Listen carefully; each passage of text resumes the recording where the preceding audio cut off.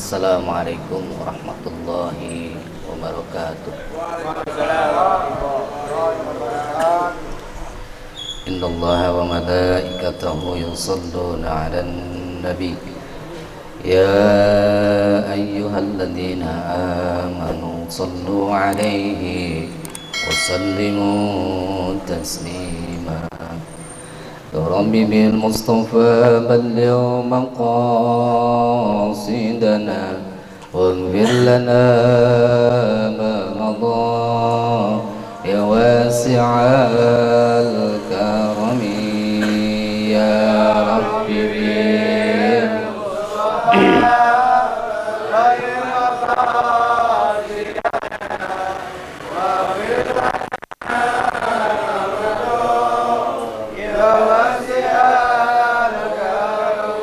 Muhammadun sayyidul kaunaini wal fariqaini min urmin wa min ajami ya Rabbi bil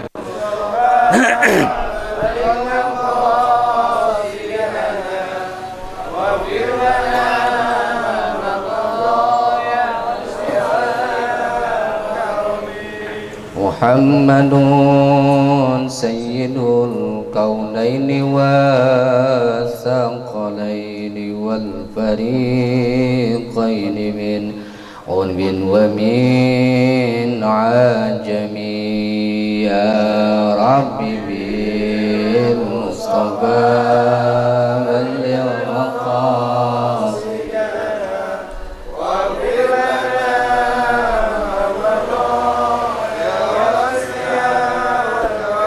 Maulaya salli wa sallim daiman abada ala habibika khairil khalqi kullihim ya Rabbi bil Mustafa balligh maqasidana waghfir lana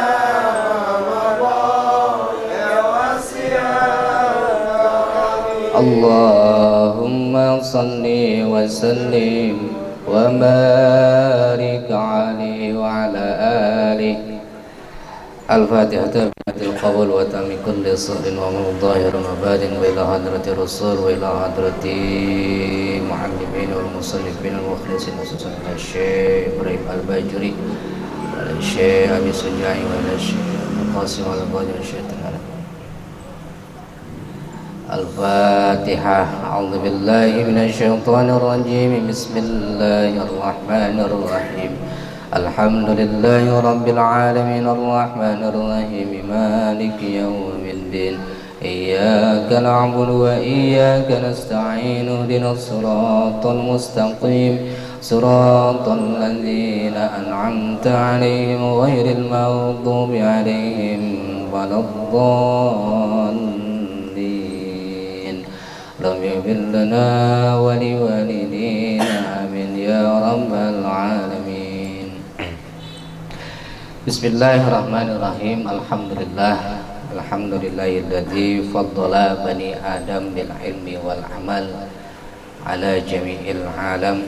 Asyhadu an la ilaha illallah wahdahu la syarikalah wa asyhadu anna Muhammadan abduhu wa rasuluh. Allahumma salli wa sallim wa barik ala sayyidina Muhammadin wa ala alihi wa ashabihi ajma'in amma ba'd. Faqala ta'ala fi kitabihil karim a'udzu billahi minasyaitonir rajim. Bismillahirrahmanirrahim. Wa in ta'adzana rabbukum la in syakartum la azidannakum wa la in kafartum inna 'adzabi lasyadid. Wa qala Rasulullah sallallahu alaihi wa alihi wasallam man kharaja ilal ilmi wa huwa fi sabilillah hatta yarja. Shadaqallahul azim. Para hadirin wal hadirat, agar hidup manfaat, rindu surga lewat ibadah. mencari berkah yang kuasa. Jemaah yang tidak disebut satu persatu namanya, alhamdulillah pada siang hari ini kita pada malam hari ini kita ngaji lagi di setiap malam Jumat. Alhamdulillah, mudah-mudahan perkumpulan ini senantiasa kita dapat ridho dan ilmu yang bermanfaat dari Allah Subhanahu wa Ta'ala. Salawat beserta salam semoga senantiasa Allah curahkan kepada junjungan baginda Nabi besar Muhammad sallallahu alaihi wasallam, pada para keluarganya, para sahabat tabi'in wa tabi'at, dan juga mudah-mudahan tercurahkan kepada kita selaku umatnya yang insyaallah kita semua termasuk umat yang akan mendapatkan syafaatul uzma dari baginda Rasulullah sallallahu alaihi wasallam. Baik para jemaah, kita mulai langsung aja ya. Kemarin kita udah ngebahas tentang perkara yang mewajibkan mandi. Perkara yang mewajibkan mandi. Nah, sekarang kita pengen cari tahu tata cara mandinya itu model gimana. Rukun-rukun mandinya seperti apa. Kalau kemarin udah kita ceritakan tentang perkara apa saja yang bikin kita ini diwajibkan untuk mandi. Di antaranya adalah junub, kan gitu ya. Junub, kemudian keluarnya air mani, dan seterusnya. Di antaranya juga haid, nifas, wiladah, dan juga mati. Tes, mati dah tuh beneran. Iya. Cek ya. Nah, sekarang faslun wa faraidul ghusli salasatu asya'a. Sekarang kita coba menerangkan rukun-rukun atau fardu-fardunya mandi. Jadi ada fardu. Setiap ibadah itu ada rukun, ada kefarduannya. Salat rukun-rukunnya ada. Puasa rukun-rukunnya juga ada. Termasuk juga mandi, rukun-rukun dalam mandi juga ada. Ada rukun, ada syarat.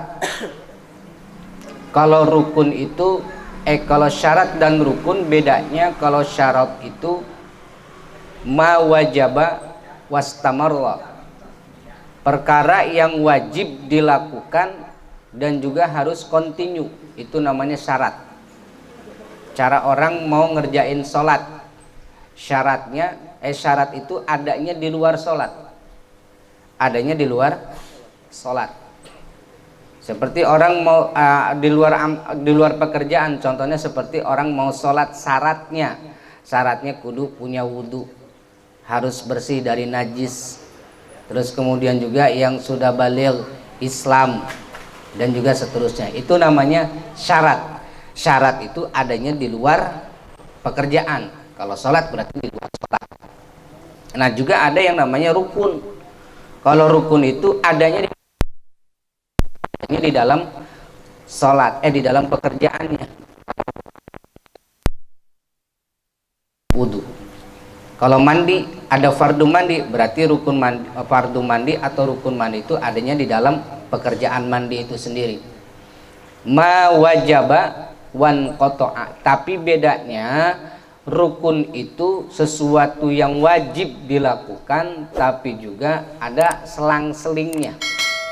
Ada selang-seling, artinya enggak non-stop kayak syarat. Mana selang-selingnya kalau rukun itu? Dalam rukun sholat contohnya, rukun sholat yang jumlahnya ada 14, itu diawali dengan niat. Nah, habis niat enggak langsung ke rukun yang kedua. Biasanya diselangin sama perkara yang sunnah. Contohnya, habis niat baca doa iftitah. Nah, iftitah itu tidak wajib tapi sunnah. Itu rukun begitu. Lalu kemudian masuk lagi ke rukun yang kedua. Apa rukun yang kedua? Adalah baca Fatihah. Baca Fatihah itu wajib. Diselang lagi sama sunnah. Apa yang sunnah? Baca surat setelah surat Al-Fatihah. Jadi kalau rukun gitu, ma wajaba wan qata'a, adanya di dalam sholat. Nah ini dari mana nih? Hal-hal kayak gini, ini ijtihadnya para ulama. Sebab kalau kita ente nyari di Al-Quran atau di hadis tentang rukun sholat, itu nggak ketemu, Bang. Ada nggak yang menerangkan satu ayat atau satu hadis yang menerangkan tentang rukun sholat mulai dari takbiratul ihram sampai salam secara detail? Nggak ada. Berarti Al-Quran nggak sempurna dong? Bukan nggak sempurna Al-Quran, otak nggak nyampe. Otak kita yang kurang sempurna. Makanya ulama tuh punya ijtihad, dicari sama dia, dicari para ulama-ulama mujtahid fatwa, sambung-sambungkan dalilnya ke sini, sampailah kepada kita nih sholat yang model seperti ini. Sholat yang model seperti ini yang diawali dengan takbiratul ihram, diakhiri dengan salam. Kayak gini. Nah, sholat 5 waktu aja dalilnya nggak ada secara spesifik di Al-Quran, nggak ada. Ada nggak sholat maghrib, sholat subuh, sholat asar, sholat duhur, sholat isya? Itu semuanya diambil dari sumbernya sama semua, Quran dan hadis. Nah, sama halnya dengan fardu mandi. Maka di sini dikatakan wa faraidul ghusli, fardunya mandi itu salah satu asya'a, jumlahnya ada 3. Jadi rukun mandi cuman ada 3. Ini menurut Imam Rafi'i. Menurut Imam Rafi'i, dari dalam fikih itu yang masyhur atau yang terkenal pendapat-pendapatnya itu 2 pendapat di kalangan mazhab Syafi'iyah. Di kalangan mazhab Syafi'iyah dalam fikih, literatur fikih, maka yang masyhur di sini ada 2 pendapat Imam Nawawi dan pendapatnya Imam Rafi'i. Tapi jika ada perbedaan pendapat nih antara kedua ulama besar ini, mana yang didahulukan? Idza ta'arada an-Nawawi war Rafi'i al-mutaqaddim atau quddiman Nawawi 'ala Rafi'i. Kalau ada pertentangan atau perbedaan pendapat antara kedua imam besar dalam urusan fikih, yaitu Imam Nawawi dan Imam Rafi'i, ini dua-duanya mazhab Syafi'i. Imam Nawawi dan Imam Rafi'i, maka dianjurkan yang didahulukan kaulnya adalah kaul Imam Nawawi. Jadi kalau ada perbedaan pendapat antara Imam Nawawi dengan Imam Rafi'i. Jadi kalau nanti kita belajar fikih, buka kitab, ada pendapat Rafi'i, Imam Rafi'i, terus kemudian ada lagi pendapat Imam Nawawi. Imam Rafi'i mengatakan seperti ini, Imam Rafi'i mengatakan seperti ini. Maka dianjurkan kita yang didahulukan adalah pendapat Imam Nawawi. Bukan Imam Nawawi Al-Bantani ya. Bukan Imam Nawawi, tapi Imam Nawawi ahli fikih, Imam Nawawi Mesir. Nah, maka di sini juga termasuk yang dikatakan bahwa fardu mandi itu yang jumlahnya ada 3, ini menurut pendapat Imam Rafi'i. Sedangkan menurut pendapat Imam Nawawi cuma 2. Kalau pendapat Imam Rafi'i 3, yang pertama adalah niat, gitu. Yang kedua menghilangkan najis, yang ketiga meratakan badan dengan air. Itu 3 tuh. Tapi kalau Imam Nawawi pendapatnya cuma 2 niatnya, rukunnya. Apa yang 2? Yaitu niat dan meratakan badan dengan air. Meratakan. Cuma 2. Yang ketiga, yang di tengah-tengah nggak ada tuh. Yang menghilangkan najis, karena menurut Imam Nawawi menghilangkan najis itu nggak termasuk rukun. Artinya justru baiknya menghilangkan najis itu cakepnya sebelum mandi, dihilangin dulu najisnya, menurut Imam Nawawi. Maka menurut ketika ada perbedaan pendapat antara Imam Nawawi dan Imam Rafi'i, maka yang didahulukan adalah pendapat Imam Nawawi, gitu. Boleh nggak dijadikan 3? Boleh, seperti dalam kitab Fathul Qorib ini dia mengungkapkan 3 perkara, mengambil qaul Imam Rafi'i. Cakep juga, biar kita juga supaya hati-hati. Mana yang pertama? Yang pertama dari 3 rukun mandi, yang pertama adalah an-niyatu, niat. Nah, niat ini penting. Yang pertama rukun mandi adalah niat. Maka orang yang mau mandi, orang yang mandi besar, baik itu mandi junub ataupun mandi untuk membersihkan haid atau nifas atau akibat melahirkan, maka dia wajib niat. Wajib niat. Mana dalilnya niat? Dalilnya innamal a'malu bin niat. Bahwasannya sahnya amal perbuatan itu dengan menggunakan niat. Maka menurut Imam Syafi'i, kalau tidak diawali atau tidak dibarengi dengan niat, maka mandinya belum sah, kudu diulangin. Udah sering saya terangkan niat. Meniatnya gimana Ustadz? Niat yang umum aja. Niat yang umum, niatnya banyak. Contohnya nawaitul gusla li raf'il jinabati fardhu ala ja'an jami'il badani fardhu lillahi ta'ala. Itu bahasa Arabnya. Itu diucapin di mulut. Diucapin di mulutnya mas sebelum mandi. Hukumnya sunnah. Saya ulangi lagi, itu bahasa Arab, diucapinnya sebelum mandi, diucapinnya lewat mulut, hukumnya sunnah.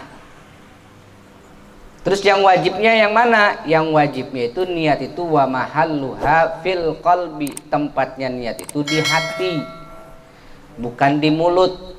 Kenapa kok mulut juga kudu cakepnya kudu ngomong biar sinkron antara mulut sama hati. Jangan mulut ngomong A, B kagak. Itu namanya nggak sinkron. Jangan ngomong cinta mulutnya tapi hatinya gedeg, kan gitu. Jangan ngomong saya nggak suka padahal hatinya demen, gitu. Nggak sinkron namanya. Jadi antara mulut sama hati kudu sama. Nah, niat wa mahalluha fil qalbi. Jadi niat itu tempatnya niat di mana? Di hati. Bagaimana cara ngucapin di hatinya? Niatnya kita dengan bahasa masing-masing, dengan bahasa yang kita ngerti, nggak mesti dengan bahasa Arab, nggak wajib dengan bahasa Arab, tapi yang wajibnya di hati itu dengan bahasa sendiri, bahasa yang udah kita pahamin. Lah kalau orang Betawi ya dengan bahasa Jakarta, orang Indonesia dengan bahasa Indonesia, orang Sunda boleh nggak dengan bahasa Sunda? Silakan, tapi di hati. Tapi di hati. Sama niat juga kan gitu, niat sholat.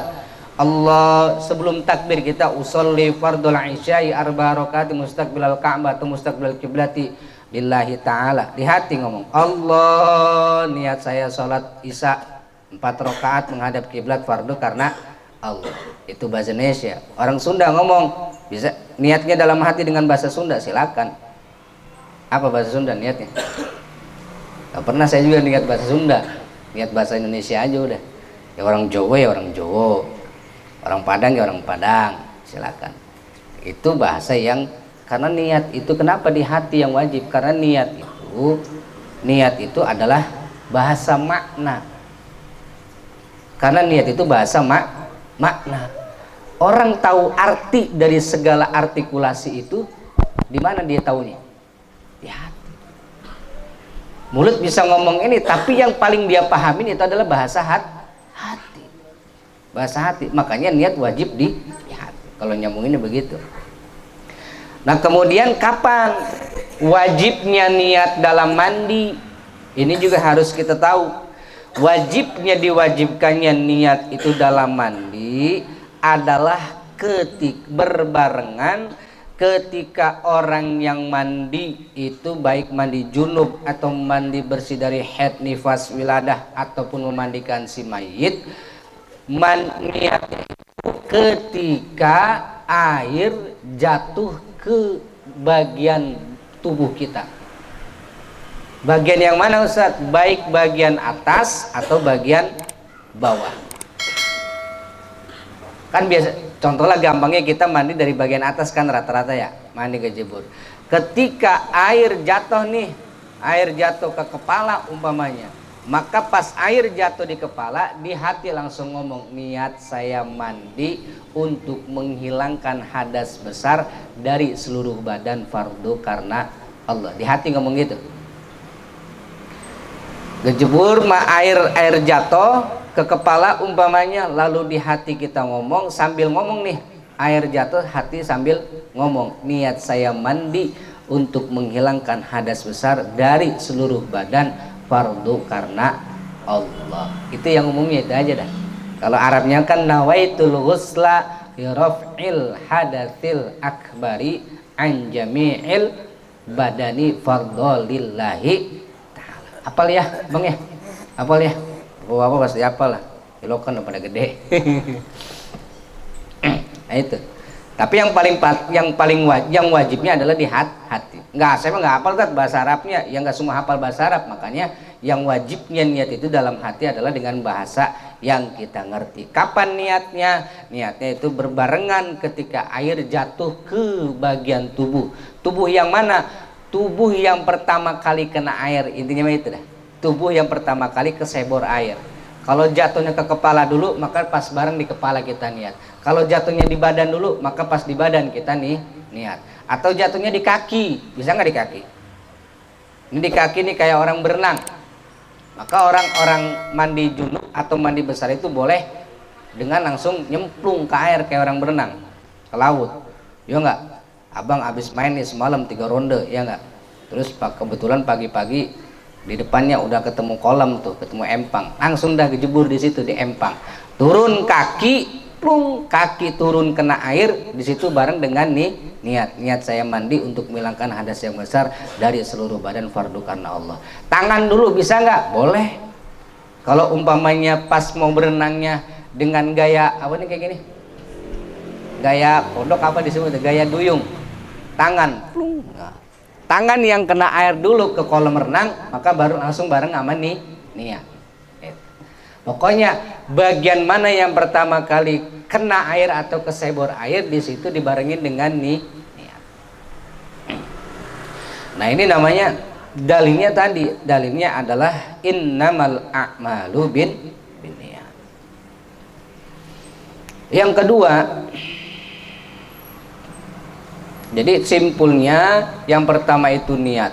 Dalam fardu mandi adalah niat. Niat itu harus bareng dengan pekerjaannya, ya.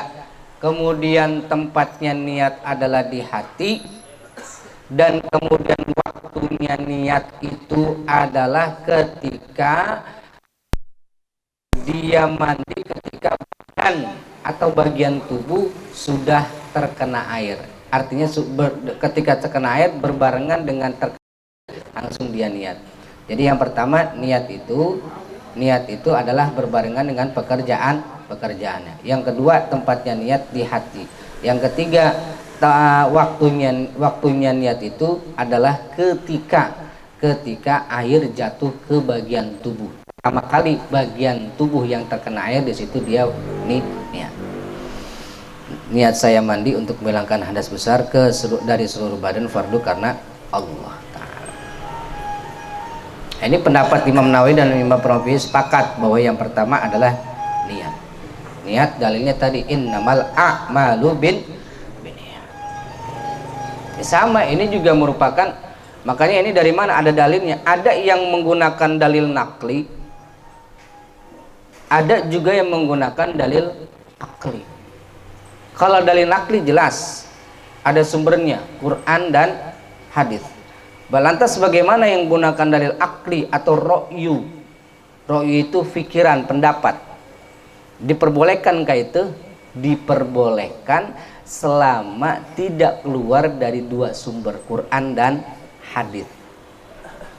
Makanya kita ini yang mayoritas di Indonesia adalah madhabnya Syafi'iyah, itu menggunakan sumbernya tetap dua.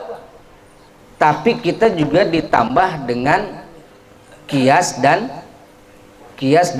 ijma. Kenapa bisa seperti itu? Ini juga sesuai dengan hadis Rasul. Bukan berarti kita tidak bersumber dari Al-Quran dan hadis. Justru ulama-ulama Syafi'iyah dalam hal ini ulama mujtahid itu kan Syafi'i, Imam Ahmad bin Hambal atau dikenal dengan Imam Hambali, Imam Maliki dengan yang terkenal dengan mazhab Maliki, dan Imam Ahmad bin Hambal yang terkenal dengan mazhab Hambali. Nah, di luar itu ada juga Imam Ghazali. Cuma Imam Ghazali tidak menggunakan tidak masuk kategori. Imam Ghazali memisahkan dirinya sendiri dari 4 karena dia fokusnya kepada ketauhidan gitu. Imam Ghazali. Nah, yang 4 ini semuanya ahlu sunnah wal jamaah. Semuanya juga punya perbedaan pendapat dengan dengan Imam Syafi'i, dengan Imam Maliki, dengan Imam Ahmad dan Imam Hanafi. Itu semuanya memiliki perbedaan pendapat. Ada perbedaan pendapatnya. Kenapa bisa terjadi perbedaan pendapat? Dalilnya sama. Sumbernya sama dari Quran dan hadis. Cuman ketika di Quran dan hadis tidak ketemu, bukan nggak ada hukumnya, karena memang keterbatasannya itu untuk melihat hukum di Al-Quran dan hadis itu. Maka kemudian melihat kemana? Kepada ijtihad. Seperti Rasulullah mengutus Mu'adz bin Jabal. Rasul itu mengutus Mu'adz bin Jabal sebagai qadhi dan juga sebagai muballigh ke negeri Yaman. Suatu hari Rasul mengutus Mu'adz bin Jabal, yang mana Mu'adz bin Jabal ini diutus sebagai qadhi, sebagai hakim, dan juga sebagai muballigh, diutus oleh Rasul ke Yaman. Lalu kemudian Rasul bertanya kepada Mu'adz bin Jabal, "Ya Mu'adz, ketika engkau atau memutuskan satu hukum, dengan cara apa engkau memutuskan satu hukum? Satu perkara itu dengan hukum apa?"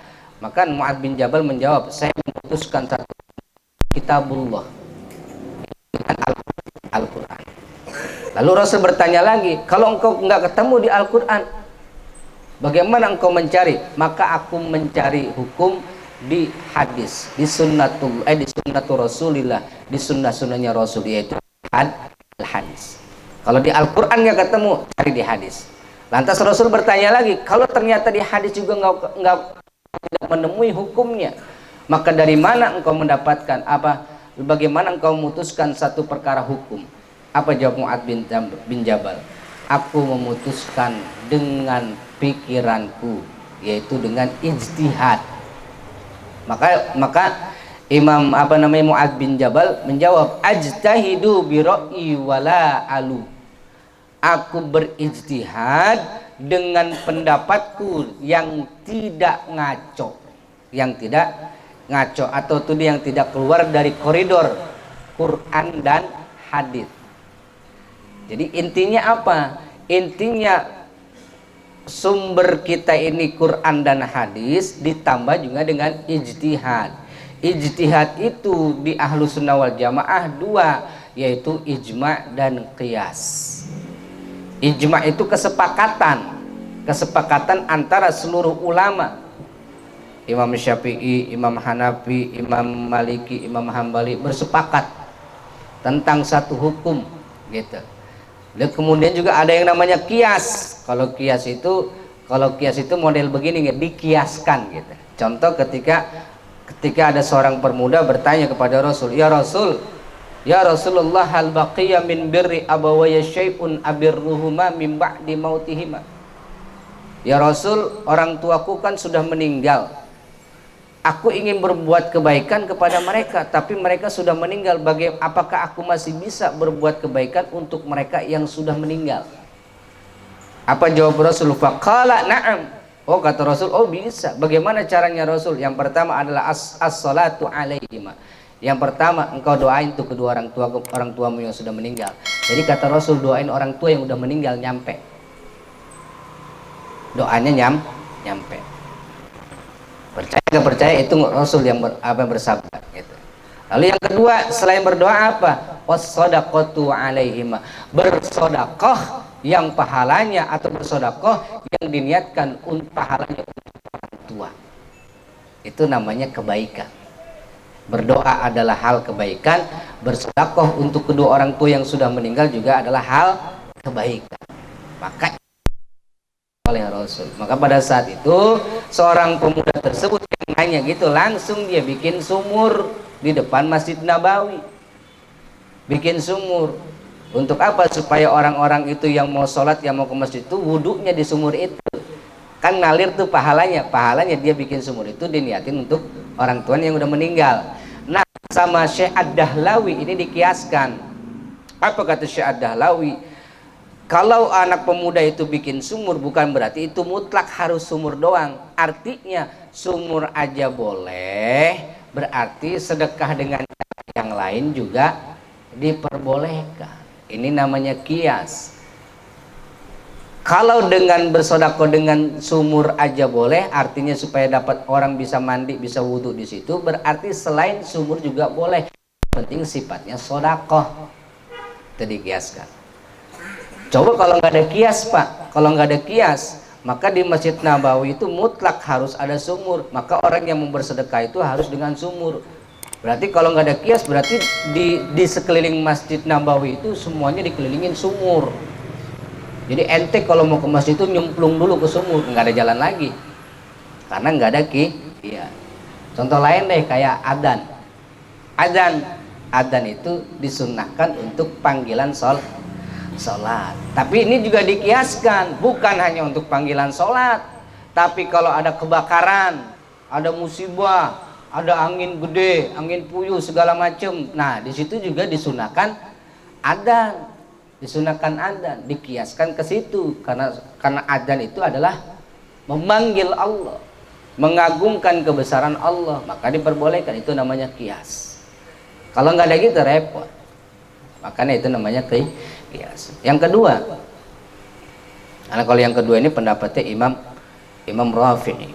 Yang kedua apa? Yang kedua setelah niat, jadi paham niat. Yang kedua adalah, jadi ingat catatannya, niat itu niatnya bareng dengan ketika kita nyeborin air ke badan, menyeborkan air ke badan. Kalau kita niatnya setelah mandi itu nggak sah. Setelah mandi itu nggak sah. Harus bareng ketika mandi. Paham nih ya anak muda ya? Pernah mandi basah nggak? Ya pernah. Udah pernah mimpi kan? Nah, udah. Nah, itu. Jadi kalau niatnya setelah mandi, maka itu tidak dianggap sah, maka harus didengar. Falau nawa ba'da ghusli juz'in wajaba i'adatuhu. Jadi kalau niatnya setelah mandi, maka ataupun baru setengahnya, maka itu harus diulangi. Yang kedua, wa izalatun najasati in kanat ala badanihi ayil mubtasili. Yang kedua, fardu mandi yang kedua adalah menghilangkan najis kalau ada najis di badannya. Kalau ada najis di badannya, di badan orang yang mandi besar. Mandi besar ini bukan hanya mandi wajib ya, termasuk juga mandi sunnah. Seperti mandi mau sholat Jumat, seperti mandi mau sholat Id, itu kan sunnah mandi tuh. Seperti mau sholat istisqa, itu sholat istisqa, sholat gerhana katakan, itu juga disunahkan mandi. Tetap harus menggunakan rukun. Yang kedua adalah wa idzalatun najasati in kanat ala badinihi. Jadi yang kedua adalah menghilangkan najis jika ada najisnya tersebut di badannya orang yang mandi. Nah, ini pendapatnya Imam Rafi'i. Sedangkan Imam Rafi'i berpendapat itu menjadi rukun bahwa orang yang mandi besar itu wajib menghilangkan najis jika ada najis di badannya. Wa hadza ma rajahahu Rafi'i wa alai fala yakfi ghuslatan wahidatan anil hadasi, dan tidak sah dalam mandi besar itu, mandi junub ke atau mandi sunnah ke, hanya sekali seboran, kejebur aja, ghuslatan wahidatan, sekali seboran doang. itu tidak sah. Bagaimana Ustadz kalau airnya cuma segayung dibikin 3? Dibikin 3, segayung dibagi 3, bisa nggak? Bisa aja kalau tahu caranya. Bagaimana Ustadz kalau airnya cuma segelas untuk mandi junub, kira-kira cukup nggak? Nggak cukup Pak. Maka kalau nggak cukup kan namanya apa namanya, kalau mandi itu takmimul badan, meratakan badan dengan air. Kalau nggak cukup maka silakan tayamum. Silakan tayamum. Kalau nggak cukup silakan tayamum. Berarti tayamumnya gimana Tat? Guling-gulingan kayak kucing? Bukan, tetap tayamum tetap dengan apa? Tangan dan wajah, sama tayamumnya kayak wudhu. Jangan mentang-mentang kalau itu kan sebor semua, tapi giliran tayamumnya guling-gulingan kayak kucing. Fala yakfi ghuslatun wahidatun, maka tidak cukup tuh. Tidak cukup mandi itu dengan sekali basuhan, atau ghuslatun wahidatun anil hadasi. Wan najasatu mula najis. Wa rajaha an-Nawawi al-iktifa bi ghuslatin wahidin anhuma wa mahalluhu madah.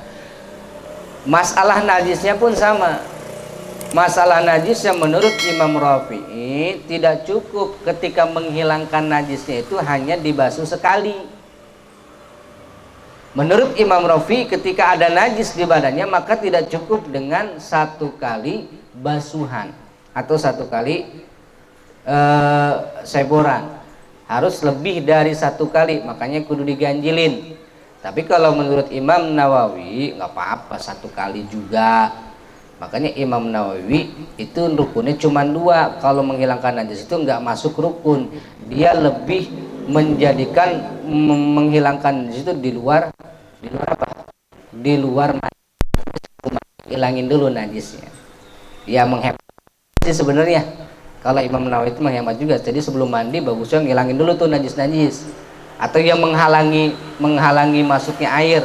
Contoh kayak misalkan pakai pikok kalau yang memang nggak bisa nyerap air, atau perempuan nih yang pakai apa namanya, cutek kalau perempuan lagi haid nifas kan biasanya dia pakai cutek tuh karena nggak sholat.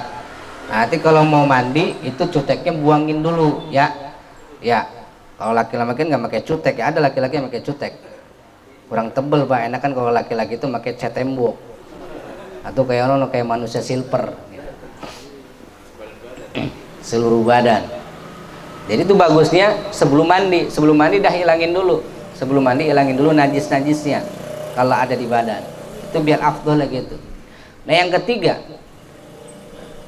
ketiga wa isalul ma'i ila jami'i sya'ri wal basyarati. Yang ketiga dalam fardunya mandi adalah menyampaikan air ila jami'i sya'ri wal basyarati, menyampaikan air ke seluruh rambut itu, wal basyarati dan kulit. Yang ketiga wajib di dalam mandi besar itu wajib si air itu nyampe kemana? Ke seluruh badan, ke seluruh anggota tubuh, baik rambut atau juga kulit. Wajib tuh. Nah ini makanya Pak, dalam mandi sekali lagi wajib si air itu nyampe ke seluruh anggota tubuh, baik kulit ataupun juga rambut, termasuk bulu-bulu, baik bulu atas, bulu tengah ataupun bulu bawah. Bulu atas, bulu tengah atau bulu bawah. Itu wajib semuanya kena air. Berarti ini jadi gambaran juga nih Pak. Dan air itu nggak akan nyampe ke seluruh badan. Akan sulit nyampe ke seluruh badan kalau tanpa adanya perantara, betul nggak? Bisa nggak air nyampe, ke ketiak tanpa kita beginiin? Langsung mandi gini aja. Ini kalau kita sebor begini aja, maka si air itu hanya nyampenya ke dohir badan, ke badan bagian luar. Sedangkan bagian dalam ini nggak akan nyampe. Kalau tanpa, dan harus nyampe, harus rata semua, termasuk apa namanya ketek, termasuk selangkangan, itu juga harus basah, harus kena air. Dan tidak akan bisa nyampe si air tersebut ke tempat-tempat yang sulit seperti ketek, seperti lubang hidung, seperti apa namanya telinga nih, dan juga selangkangan dan lain sebagainya, kecuali dengan tangan. Dengan tangan ini disebutnya wasilah, perantara. Ini jadi gambaran buat kita. Nggak akan nyampe maksud sesuatu, keinginan sesuatu kalau tanpa ada perantara, tanpa ada wasilah. Sama halnya kayak mandi, kita mandi badan harus rata dengan air, maka si badan ini nggak akan mungkin bisa nyampe semuanya kena air kalau nggak pakai lewat perantara. Maka tanganlah jadi perantara untuk ngeratain air ke seluruh badan. Makanya pas kita mandi gejubur, tangan kita main. Untuk apa itu?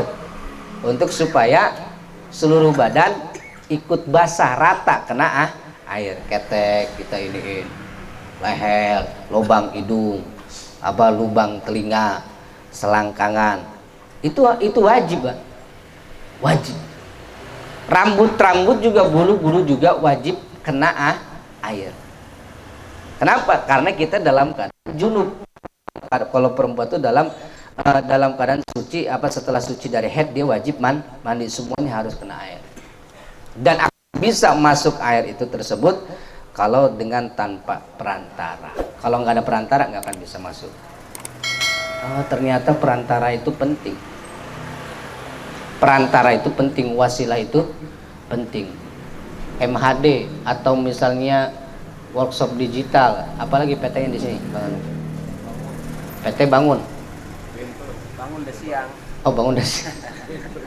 PT apa namanya nih? Ekspor jasa pengangkutan barang. Lah ini kan jasa sebagai wasilah dia. Wasilah, betul gak? Barang tidak akan nyampe ke Surabaya kalau ada nggak ada tanda kalau nggak ada jasa tersebut, jasa pengangkutan barang. Maka jasa ini sebagai perantara adalah jadi kena hukum wajib. Jadi kena hukum wajib. Bagaimana dia bisa nyampein itu barang nyampe ke Surabaya kalau nggak lewat kapal, kalau nggak lewat ekspedisi, kalau nggak lewat PT MHD, kalau nggak lewat PT Bangun dan lain sebagainya. Maka ini jadi perantara, bukan yang hanya menjadi perantara, maka jadi wajib. Kenapa? Karena nyampenya barang ke sono itu adalah suatu keharusan, kewajiban. Maka tidak akan nyampe sesuatu kewajiban tersebut kalau tanpa ada jasa ini. Maka jasa ini pun terkena hukum wajib. Kalau dalam kaidah usul fikihnya, min babi ma la yatimmul wajib illa bihi fahuwa wajibun. Jadi jasa ini penting, Pak. Kalau nggak gini, itu alat-alat berat atau seperti mobil belum tentu nyampe ke sana. Kalau nggak ada ini, maka kan katanya ini wajib ya nyampe. Nyampainya gimana? Untuk memenuhi kewajiban tersebut, maka harus ada ekspedisi, pengangkut alat berat, kapal dan segala macamnya. Maka sesuatunya supaya sempurna kewajiban tersebut. Maka sesuatu yang menyempurnakan kewajiban tersebut maka kena hukum wajib. Artinya jasa ekspedisi pun wajib ada. Kalau nggak ada jasa itu nggak mungkin nyampe ke sana. Nah seperti kita, Pak, hidup di alam dunia, dalam beragama pun sama. Makanya Allah mengatakan wabtagu min fadlihi bil wasilah. Carilah fadl Allah, karunia Allah dengan wasilah. Artinya gimana? Tidak akan sampai segala sesuatu hajat maksud tujuan kita kalau tidak ada perantara. Kalau tidak ada perantara, seperti halnya supaya badan ini kena air semua, harus ada perantara. Perantaranya tangan kek, spon kek, atau umpama alat mandi yang lainnya kek, seperti gayung, itu namanya perantara. Kalau tanpa ada itu kita tidak akan bisa. Bisa Ustaz kita mandi di kolam renang? Ya sama. Di kolam renang pun nggak asal kejebur, tetap kita makan pasti ngeratain dengan tangan. Maka tangan itu jadi wajib sebagai perantara tersebut. Artinya jangan sok-sokan kita nggak mau pakai wasilah, nggak mau perantara. Jangan gampang membid'ahkan sesuatu yang menjadi perantara, padahal perantara itulah yang bisa menyampaikan maksud dan tujuan kita. Makanya di dalam agama itu ada yang disebut wasilah pakai sod, ada yang disebut wasilah pakai sin.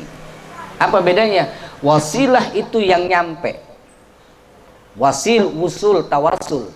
Makanya kita sering tawasulan. Tawasul itu apa? Doa yang tersampaikan. Tapi doa itu tidak akan sampai kalau wasilah pakai sin, kalau tanpa adanya perantara. Siapa perantaranya? Kita Pak. Kadang-kadang, saya mau doa kayaknya nggak dijawab deh, saya mau masih banyak dosa. Datang dia ke kiai, tolong doain kita. Kiai lah sebagai wasilah. Kiai, maaf kiai nih, datang ke Ustaz Jam'an bawa aqua galon yang gede.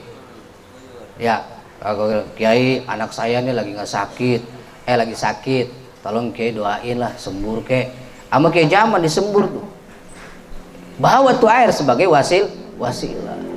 Coba aja dah, datang ke Ustaz Jaman, tahu habis orangnya masih hidup apa enggak gitu, sembuh apa enggaknya. Itu wasilah disebutnya, perantara. Maka perantara itu jadi perlu. Kenapa? Karena kita ini tidak akan bisa nyampai hajat kalau tanpa ada itu. Maka wasilah inilah juga jadi penting buat kita. Makanya jangan nyepele ini yang namanya wasilah. Inilah jamaah yang dirahmati Allah. Ini juga sebagai adab. Wasilah juga sebagai adab. Sebagai adab buat kita dalam beragama.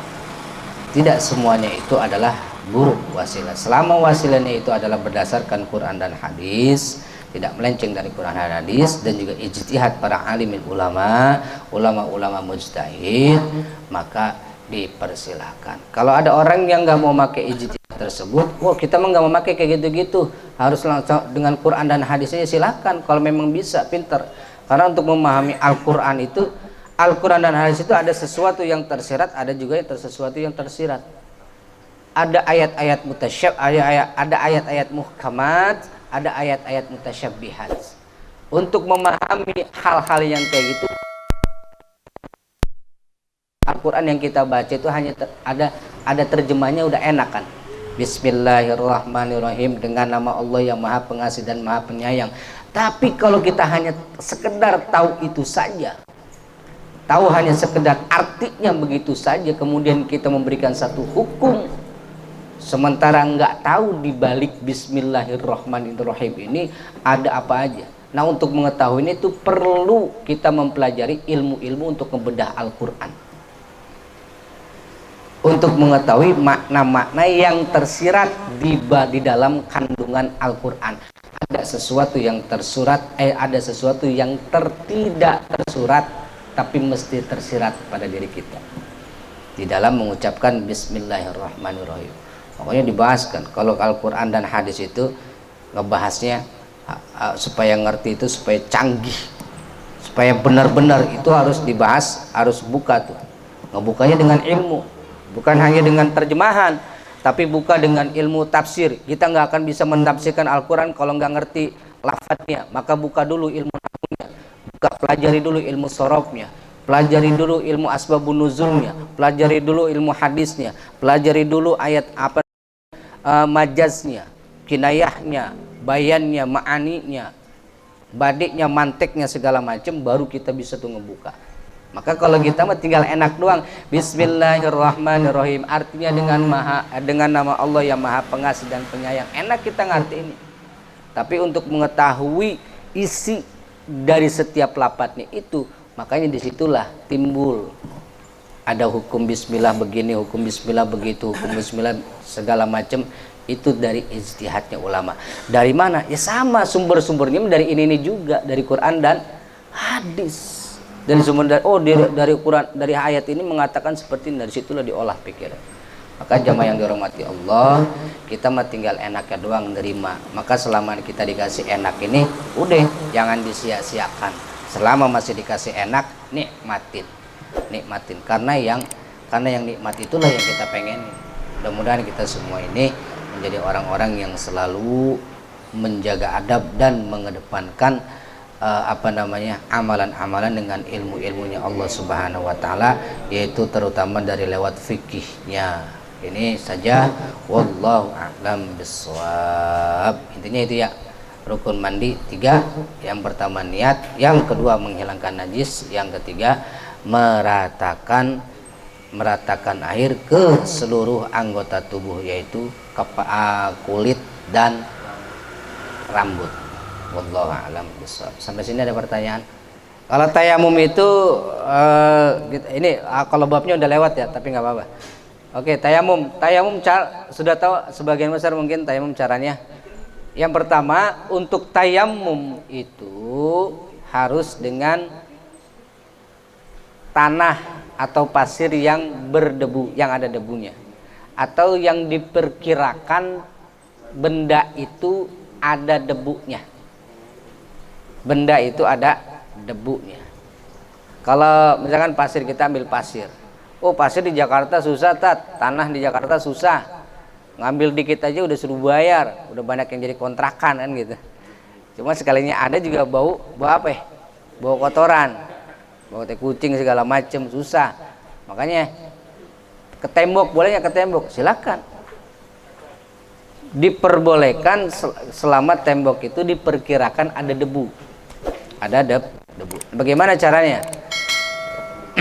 Gini, ya. Kalau niat wudhu, niatnya itu di wajah. Di wajah. Niat saya berwudhu ketika basuh wajah nih. Niat saya berwudhu menghilangkan dosa kecil fardu karena Allah. Tapi kalau tayamum niatnya di sini. Ketika tangan nempel di debu. Niat saya tayamum dalam hati. Niat saya tayamum untuk memperbolehkan sholat karena fardu karena Allah Ta'ala. Niat saya tayamum untuk memperbolehkan sholat fardu karena Allah. Nawaitu tayammuma listibahatis sholati fardu lillahi ta'ala. Niat saya tayamum untuk memperbolehkan sholat fardu karena Allah. Niatnya di sini ya. Pas tangan nempel di debu. Tepak 3 kali gini. Terus kemudian giniin dulu. Di apa ini? Kalau bahasa kita kayak diayak. Ditepak. Kan kalau pasir kan biar nggak banyakan gitu, biar nggak kebanyakan, diginiin dulu sama kita. Jadi yang sedapatnya aja, nggak mesti pasir kita gini, agak jangan diraup juga tuh pasir. Gini aja giniin. Nah, yang mana yang pertama kali? Yang pertama kali adalah wajah. Wajah, pakai 2. Biasa wajah gini. Selesai. Nah, yang kedua, anggota yang wajib dibasuh ditayamumi adalah kedua tangan. Tepak lagi, baru ingat di sini ada dua inian. 2 sisi ya. Sisi jari dan sisi telapak tangan. Nah, pakai yang ini dulu. Setelah begini, pakai yang ini dulu. Nah, yang bagian dalam untuk bagian luar. Nah, awas nih, jangan begini ya, tapi begini. Nah, sampai siku muter dia. Nah, ini buat yang sini, siku. Tuh. Nah, ini udah habis. Ini jempol jangan ditempelin dulu. Giniin, angkat. Baru temuin dati jempol sama jempol. Selesai. Baru yang kedua.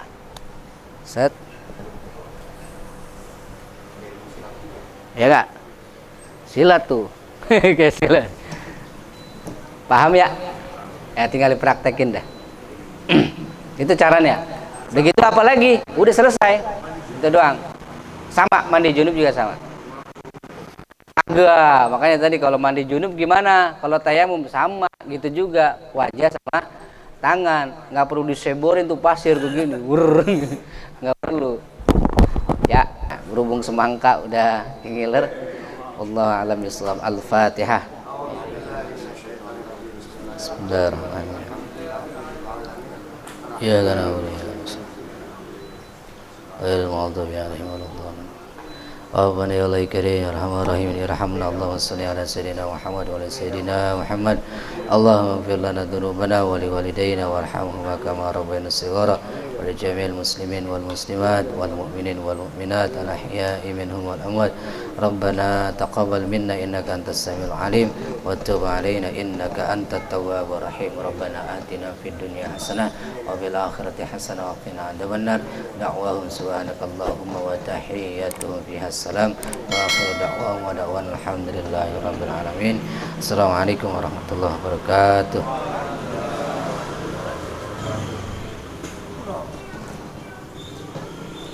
Alhamdulillahirabbil alamin. Saya